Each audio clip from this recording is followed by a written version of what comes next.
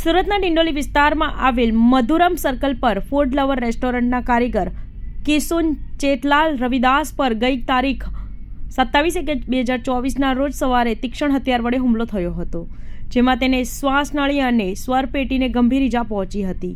બનાવ અંગે રેસ્ટોરન્ટના માલિકે અજાણ્યા ઈસમ વિરુદ્ધ ગુનો નોંધાવ્યો હતો, જે મામલે પોલીસે તપાસ કરી હતી.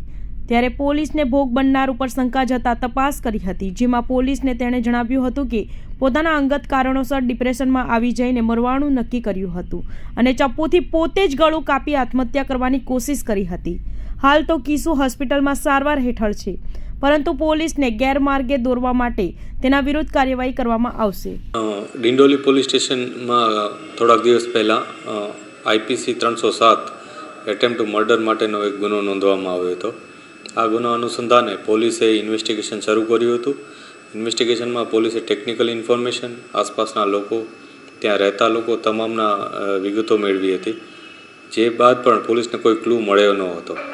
આ દરમિયાન પોલીસને એક થોડીક શંકા જતાં અલગ એંગલથી પણ તપાસ કરવાની જરૂરિયાત ઊભી થઈ, જે અનુસંધાને પોલીસે તેમાં ઊંડાણપૂર્વક તપાસ કરતાં પોલીસને જાણવા મળ્યું હતું કે આ સંભવતઃ આ એટેમ્પ્ટ ટુ સુસાઇડનો પ્રયાસ હોઈ શકે છે.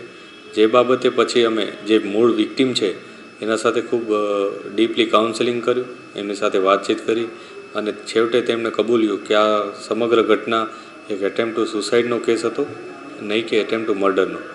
જે બાબતે પોલીસે ફરીથી કેટલાક પુરાવા પણ મેળવ્યા છે અને આ કરવા પાછળનું એને કારણ પૂછતા તેણે જણાવ્યું હતું કે આ એના પોતાના કેટલાક અંગત કારણોસર આ એણે કાર્ય કર્યું હતું અને આમાંથી કોઈ બહારના કોઈ વ્યક્તિની સામેલગીરી ન હતી. આ બાબતની પોલીસને માહિતી મળતા પોલીસે આ સમગ્ર ઘટનામાં કેટલાક મુદ્દામાલ પણ કબજે કર્યો છે અને આ બાબતે પોલીસે આગળની કાર્યવાહી કરી છે.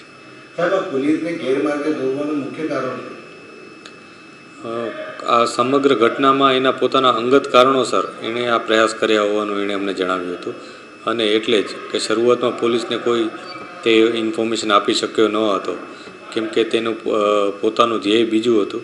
પરંતુ જ્યારે એ એકદમ હેલ્ધી થઈ ગયો અને બાદમાં પોલીસે જ્યારે એની સાથે ખૂબ જ મૈત્રીપૂર્ણ રીતના કાઉન્સેલિંગ કર્યું ત્યારે એણે પોલીસને સમગ્ર હકીકત જણાવી હતી.